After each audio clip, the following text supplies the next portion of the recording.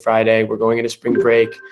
It might feel hectic, but make sure, just another reminder to reach out to your teachers. Stay healthy, take breaks, just do whatever you need to do to just calm down and, do what you do best. Okay, so we will start out with the announcements. Juliet will kick us off. Okay. 2 announcements. First, for Cooking Club, please make sure you check your email and fill out that survey so that we can figure out when we're going to meet on the S days and whether or not we'll do a live cooking project. And second, for Math Club, we have our optional meeting today at lunch in Dr. Hannah's room, and surprise, surprise, we're doing math. So be there. All right, thank you. Mr. Brookhauser.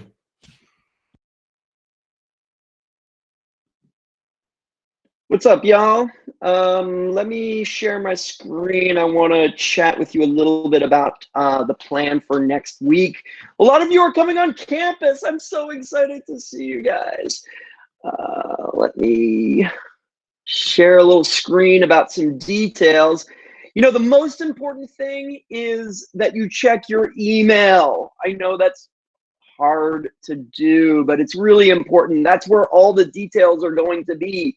In your email inbox about details of how to come on campus, what to do, and where to go. But I want to call your attention particularly to where to get dropped off.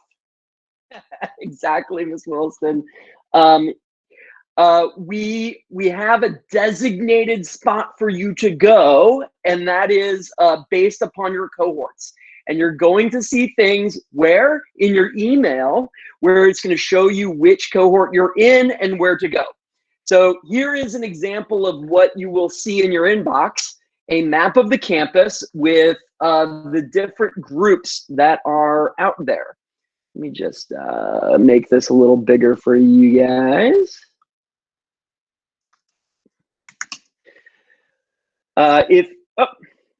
No, all this stuff. Here we go. So you'll see that there's a different group. There's 2 groups of the 8th graders over here. If you're in group A, you're going to get dropped off by the stairs. If you're in group B, the orange group, you're going to get dropped off by the drop-off circle. So what I want you to do is find out which group you're in and then take a look at the attached map with the that is in the email and figure out where you are. So you'll see that there's 2 parking areas near the softball field. You'll find that there are 2 groups there, teachers waiting for you, one near the entrance of the softball field and one further deep in. And then also in the faculty senior parking lots, a couple groups. If you're in the 9th graders, you'll see you're going to be closer to day hall or further away from day hall. So make sure you know where to go and just go right there. And what that will do is prevent unnecessary mixing of the cohorts.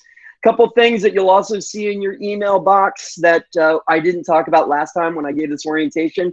That is to bring your own water. Bring a water bottle, bring sunscreen, and use the restroom before you come on campus so that we don't have unnecessary traffic in the restroom.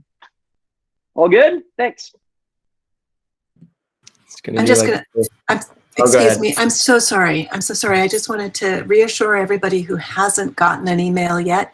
8th grade, you should have gotten yours already, and I'm right now working on the 9th grade, and so you'll be getting one shortly. So that's who to look for, as Mr. Brookhauser said, and you will be getting those in your inbox shortly, and it has your color and where you're being dropped off and what group you're in. There you go.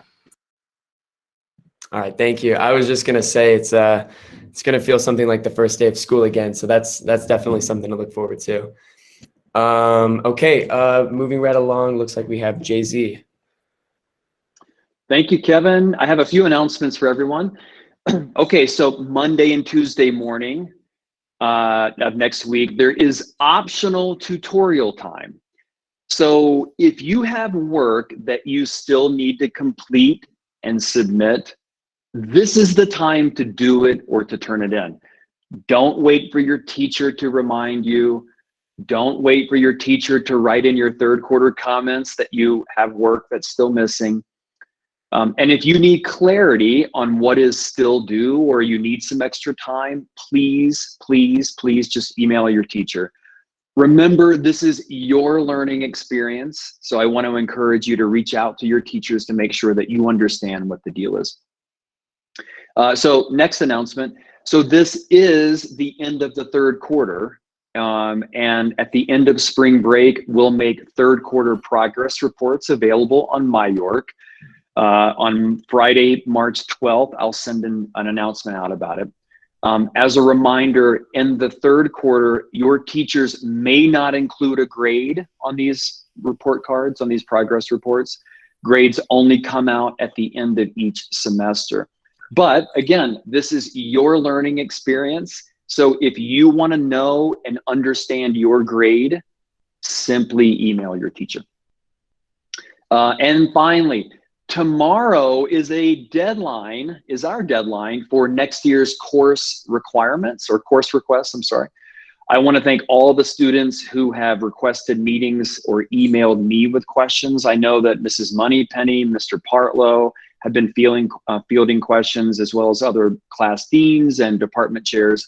Please, if you have a question about course requests, course selections, email us. And then make sure that you go into MyYork and add your course requests for next year and click Save. If you click Save, that's what gets it to us. So please do that by tomorrow, end of day. Thanks. That's it. All right, thanks, Jay-Z. Those are a couple good reminders. Okay, so we're gonna have to start racing through the announcements. Mr. Colby, I know you had one. If you wanted to give that. Hey, Kevin. Thanks. Yeah. I'll try to keep as quick as possible.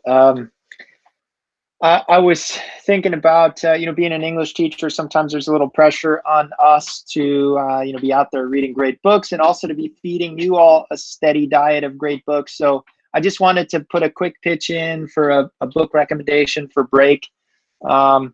It's one that I reread recently and it really hit home. It's P is for, wait, no, not that one.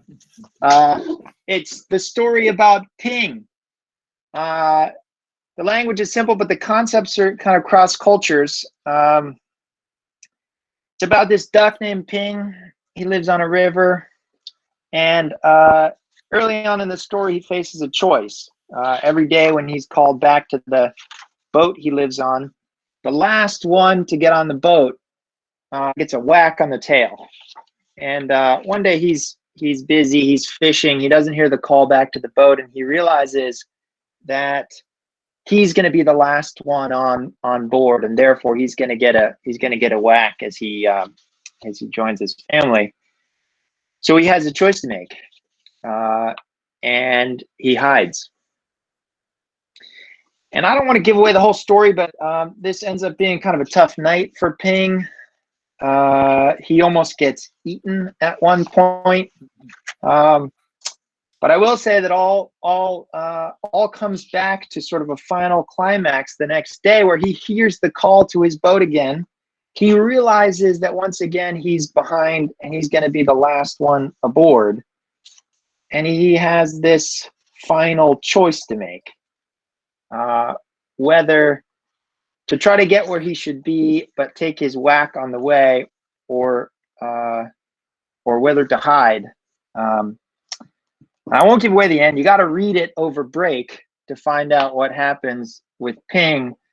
But I was reading this the other night over and over again after hearing Kevin and Kate's announcement to you all. And I was thinking about the fact that if you're like me, I don't think you have to think very long and hard to come up with situations in your own life where there's something you know you should do, but you're gonna take a whack. It's gonna be uncomfortable somehow to get where you know you ought to be. If you were to show up to one of your teacher's office hours and admit that you're not ready for a test or you're not ready with an essay, your teachers can't hit you remotely or anymore, but maybe you think that getting whacked with their judgment is going to be just as bad. I know that feeling. Or, maybe there's a call you should make to a friend or family member, but the conversation is going to be uncomfortable, and therefore you've been avoiding it. Or some other bitter pill, right, that you should swallow, but you're having a hard time doing it.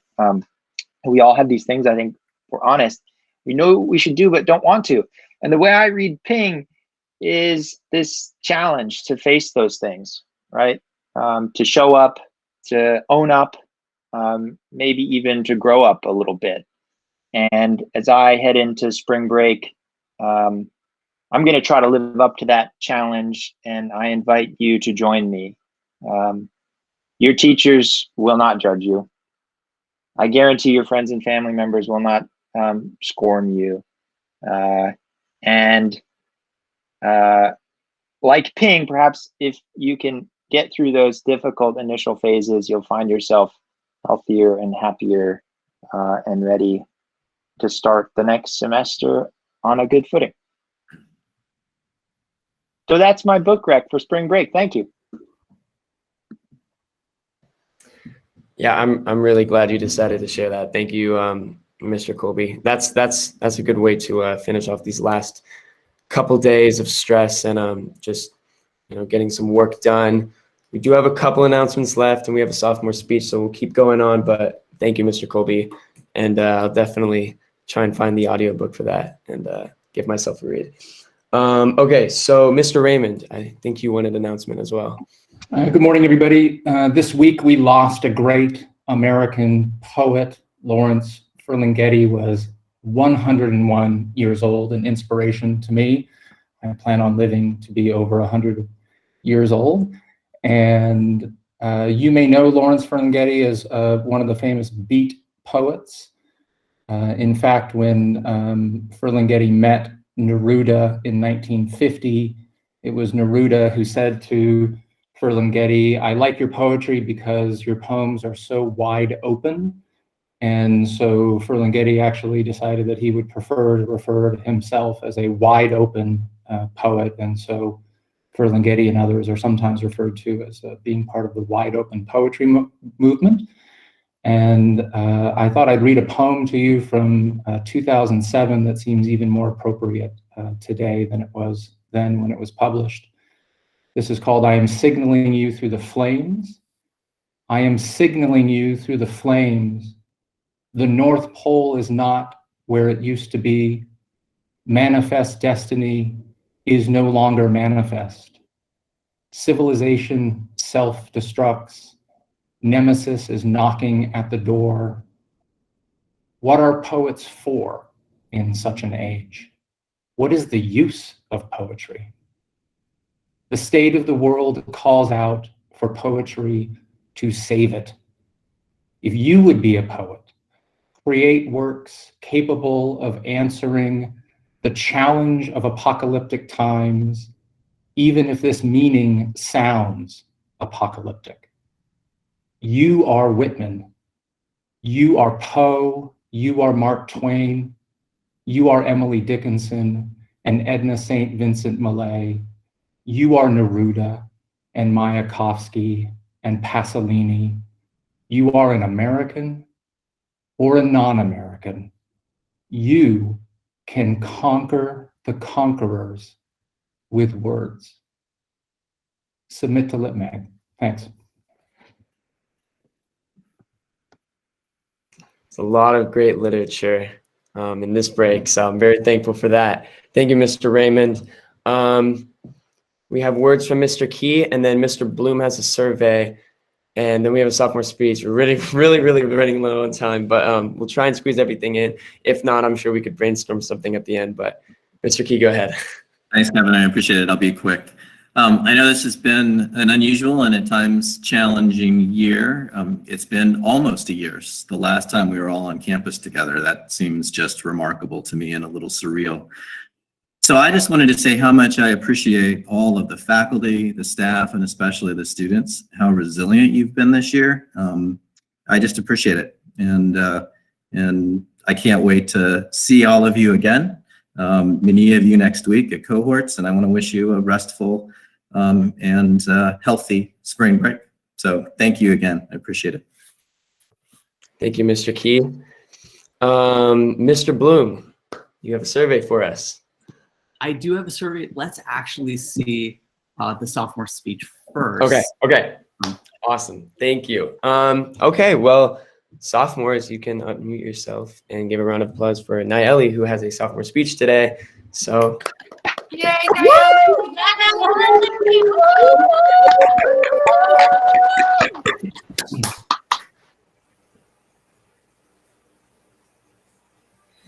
The saying goes, it takes a village to raise a child. Recently, I have found this to be true as I considered who my village consisted of, which then led me to realize that I have more than one mom. One of my moms, my abuela, took care of me almost every day of my life until I was in 4th grade. My parents have always had a busy work schedule, so in the mornings we'd get dropped off at Tita's house. She'd make us breakfast, drive us to school, pick us up, take us to the park, sometimes let us get something from the paletero, but never hot Cheetos porque esos dan cáncer, mija. And I truly believe that if I ate hot Cheetos, I would get brain cancer. Just like I believe that if a piece of food fell off my plate, it was trying to run away, or that if I didn't take my nap, the boogeyman, the infamous kukui, would come for me. Or that if we were ever stuck at a red light, all we had to do was chant green light, green light, green light over and over, and by some magic it would be solved. Loving us was what she was best at. My grandmother did not have an education, but she was born with everything she needed to know how to take care of us. Born with patience and gentle hands and a PhD in reverse psychology that could get us to sit still, or to stop yelling, or to just eat the broccoli. Another of my moms is someone who I have in almost every memory. Even until this past year, I saw my tia Susana pretty much daily. When I was 9 years old, I joined the swim team, and about a year into it, she was the only person to drive me to and pick me up from practice every single day. I feel guilty about it now, but I remember I was very bitter about this at first. I was bitter that it was not my mom's car waiting for me outside, but without fail, my tia was always there for me on time. About a year after I joined the swim team, I started piano lessons. Like with swim practice, eventually my tia was the only person to take me to the lessons, and like with swim practice, at first I was bitter. The thing is, Saturdays over time became my favorite day of the week.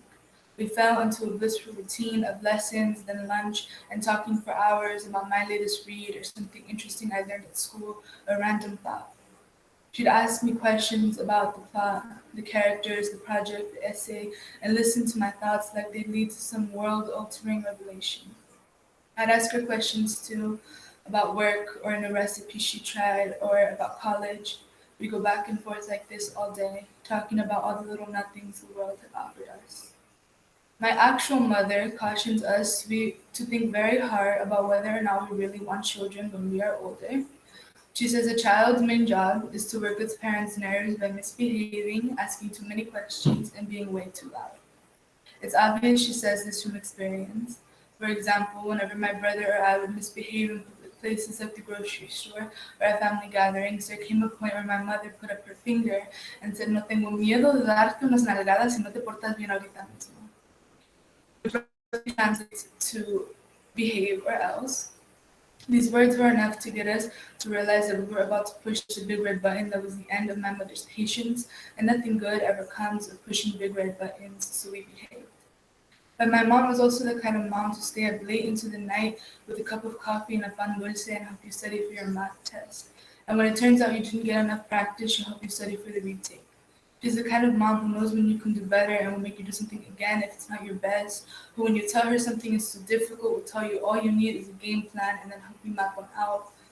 She's the kind of mom who doesn't believe the world was meant for wishing, that if you want something, you stick your hands in the mud and dig it out. This is my village, these women who raised me, who have each told me they will cry at my graduation. To be honest, sometimes I don't really know what to do with them. But I do know that I've grown to find the world is scary and living is difficult. So maybe it's not that I'm supposed to know what to do with them, just that they're there if I need them. They're to offer a hand or an ear or a piece of advice like I have in the past. And that, I think, is what I'm supposed to take from this village, the promise that I am not alone. Thank you. Nayeli! Yes, Nayeli.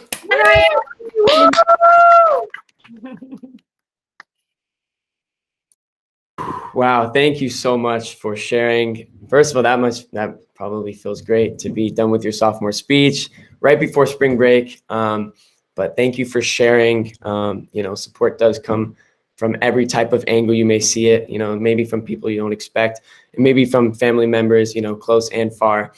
But I think we just want you to know that, we are also a part of the people that support you. And if you ever need anything, not only just teachers and faculty, but I'm sure students and friends are all here for you. We're all here for each other. I think that just speaks to the consistent theme that we've had for the past couple of days of, if you need anything, please reach out, because these people are here to help you, whether you believe it or not. But I think having faith in one another is the most important thing. Thank you for sharing. It's a lot to think about. Guys, last couple days, please push. We got this. 2 more days, and then we're on break, and then we'll finish fourth quarter strong. Thank you, guys. Don't forget. Wait. What about that announcement? Announcement. Yes. Oh, Mr. Bloom. Yeah, I'm sorry, Mr. Bloom. I'm sorry. It's okay, Kevin. Okay. Nayeli, thank you for that speech. That was incredible. I have an announcement for our whole York Village. Here we go, along with Mr. Peters. It is that time to talk about fourth quarter cohorts. Now, just to be clear and to get any confusion out of the way, what I'm presenting right now is not about next week. What's happening next week is a special grade level set of events. What I'm talking about is your options for once we get back from spring break, like March 15th, what kind of cohorts for the fourth quarter you can have. Let me share with you what the survey is going to look like before I actually give you the link. So, okay.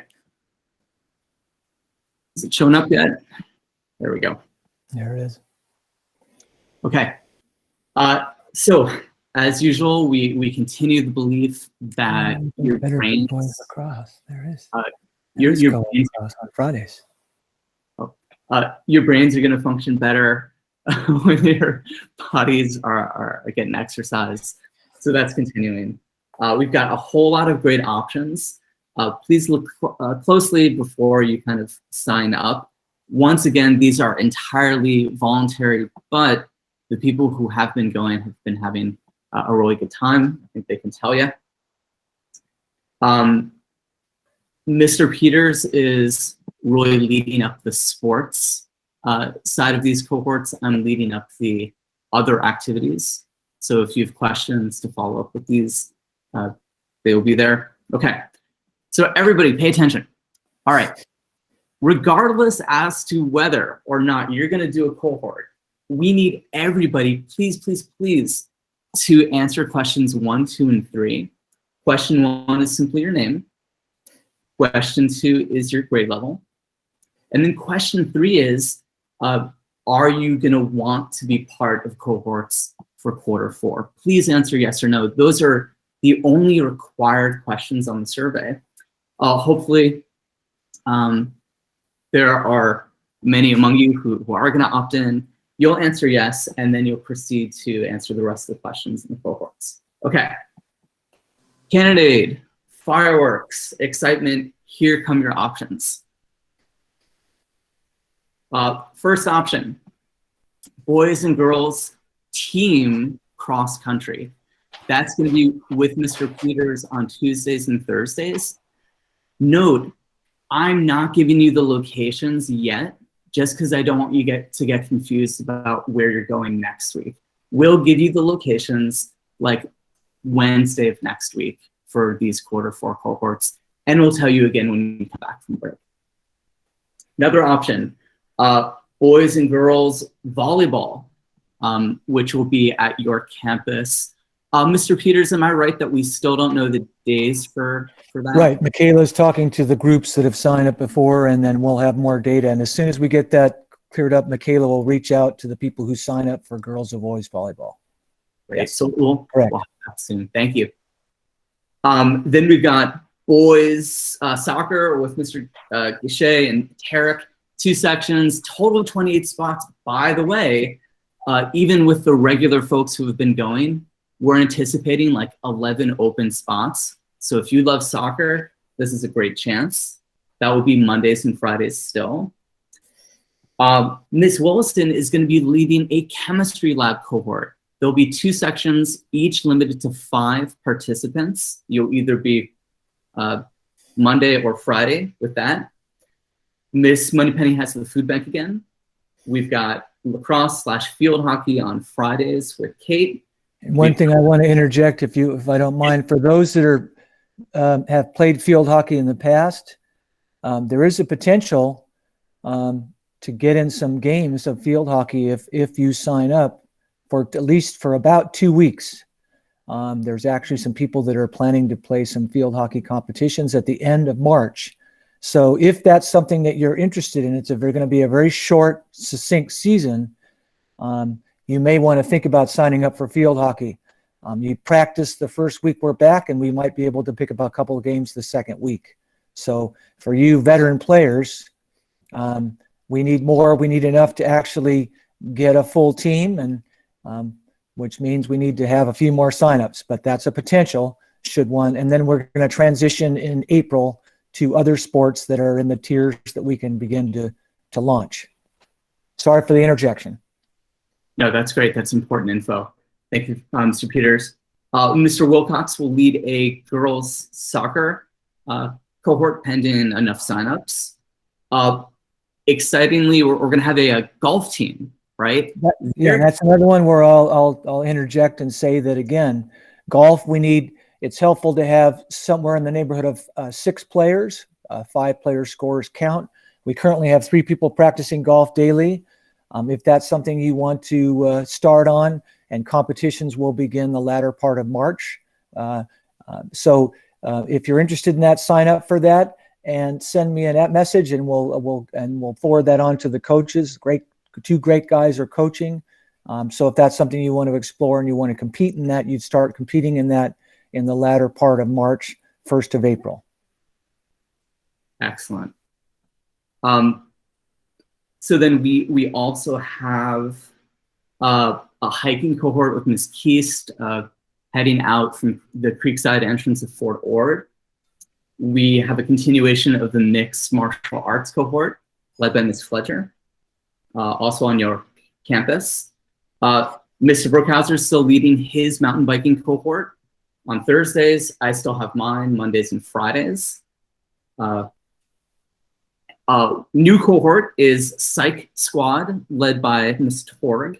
That's going to be on your campus on Thursdays. On Thursdays also, Ms. Traxel is offering on your campus.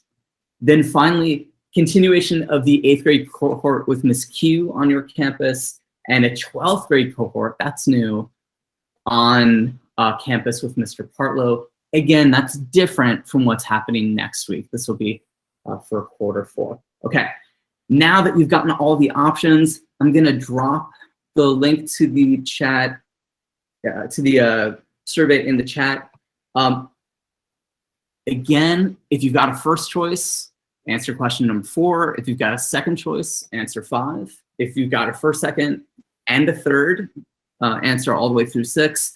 And then there is going to be a final question for you to say that you want some other kind of cohort if you don't like the options we've given.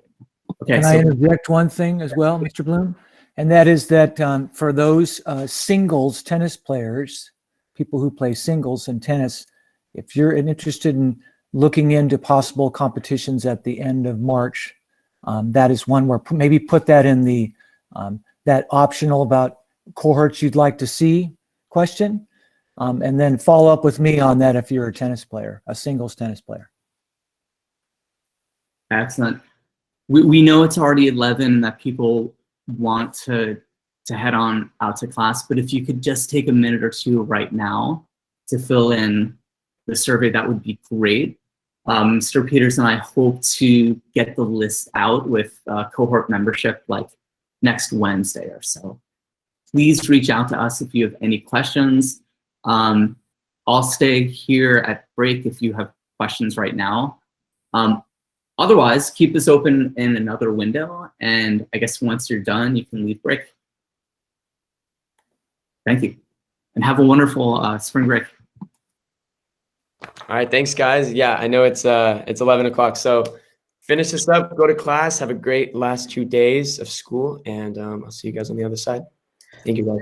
Is it possible to fill this in later, at a later date? When's the due?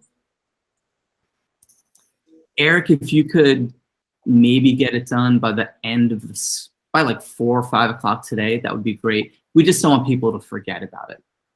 Oh, okay. Thank you. Thanks.